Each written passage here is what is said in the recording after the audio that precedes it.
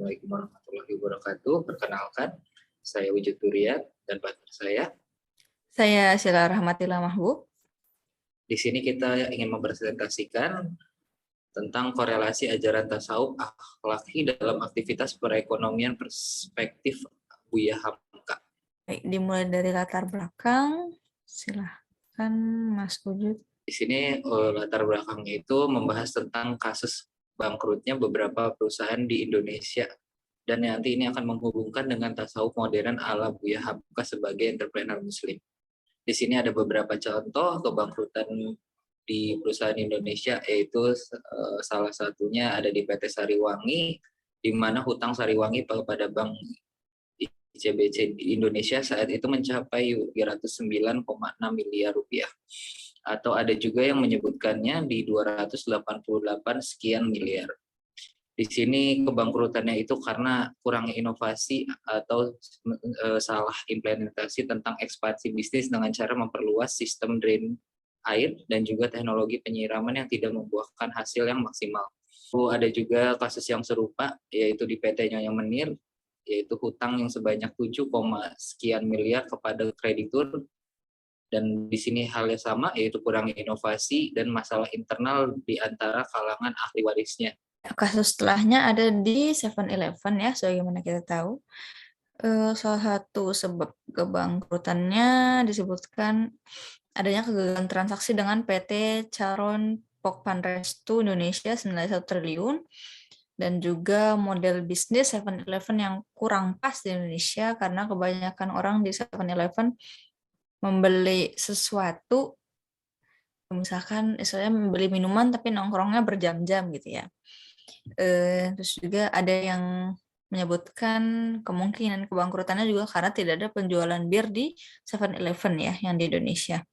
Nah, akar atau kita bisa lihat sebab kebangkrutan rata-rata perusahaan ini salah satunya kan hutang gitu ya, ada hutang, kurangnya inovasi atau kadang bisnisnya yang nggak sesuai gitu ya.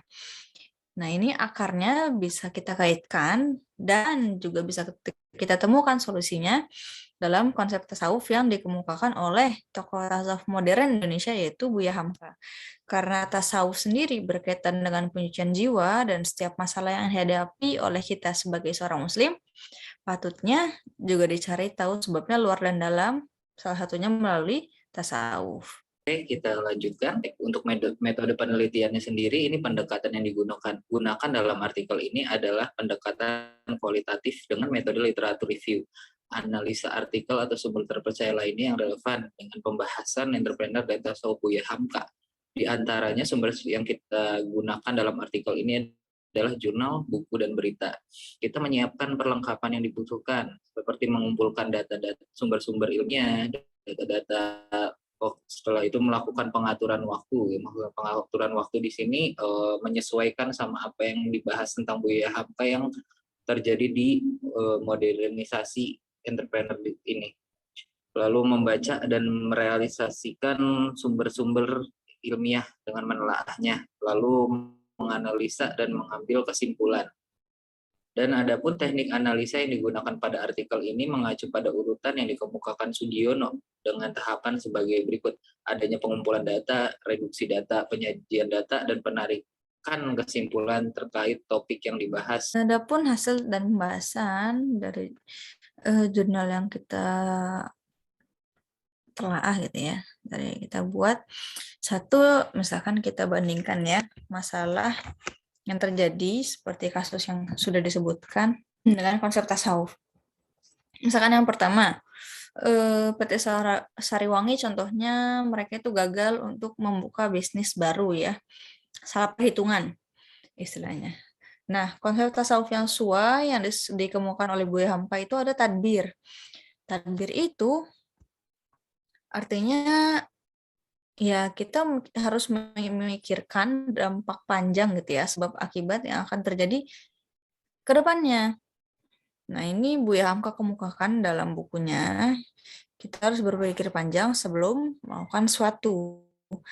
Karena pekerjaan yang dilakukan tanpa berpikir positif negatifnya, sebab akibatnya, karena sungguhnya muslim tidak digigit ular 2 kali dalam satu lubang. Lalu yang kedua, misalkan tunggakan pembayaran gaji, otomatis kan perusahaan-perusahaan yang bangkrut pasti mem-PHK karyawan-karyawannya gitu ya. Otomatis pasti ada tunggakan pembayaran gaji. Di samping juga mereka ada hutang, itu yang akan dibahas di kolom ketiga. Nah, lalu yang ketiga ada hutang yang bertumpuk. Rata-rata kasusnya kan karena hutang mereka bertumpuk kepada kreditur gitu ya.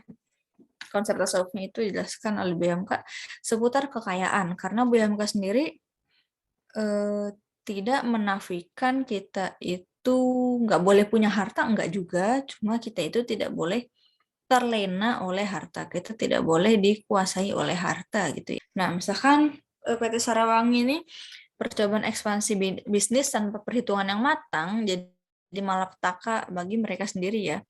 Jadi istilahnya kita bisa lihat seolah itu tamak, bisa contohnya itu namanya Korun. Korun sendiri dia ini hidup di zaman Nabi Musa gitu ya. Nah, kisah Korun disebutkan dalam Al-Quran, surat Al-Qasas ayat 76. Inna Qaruna kana min qaumi Musa fabagha alaihim wa atainahu minal kunuzi ma inna mafatihahu latanu bil usbati ulil quwwati id qala lahu qaumuhu la tafrah innallaha la yuhibbul farihin. Sungguhnya Korun adalah termasuk kaum Musa, maka ia berlaku aniaya terhadap mereka. Dan kami telah menganugerahkan kepadanya perbendaharaan, harta yang kunci-kuncinya sungguh berat dipikul oleh sejumlah orang yang kuat-kuat. Ingatlah ketika kaumnya berkata kepadanya, janganlah kamu terlalu bangga.